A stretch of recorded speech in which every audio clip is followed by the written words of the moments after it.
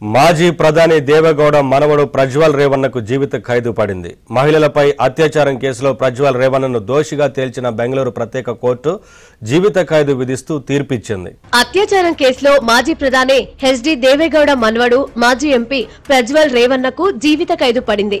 బెంగళూరులోని ప్రత్యేక కోర్టు ప్రజ్వల్ రేవన్నకు జీవిత ఖైదు విధించింది. ఈ కేసులో ప్రజ్వల్ రేవన్నను దోషిగా తేల్చిన కోర్టు తాజాగా శిక్షను ఖరారు చేసింది.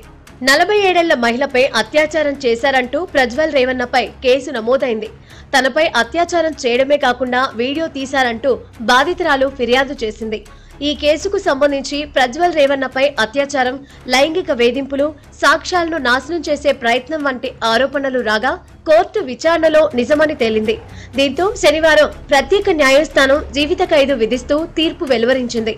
ప్రజ్వల్ రేవన్నకు జీవిత ఖైదుతో పాటుగా 10 లక్షల జరిమానాను ప్రత్యేక న్యాయస్థానం విధించింది. బాధితురాలికి 7 లక్షల పరిహారం ఇవ్వాలని ప్రత్యేక కోర్టు ఆదేశించింది. ఈ కేసులో ప్రజ్వల్ రేవన్న అరెస్టు తర్వాత సుమారు 14 నెలల విచారణ అనంతరం న్యాయమూర్తి తీర్పిచ్చారు.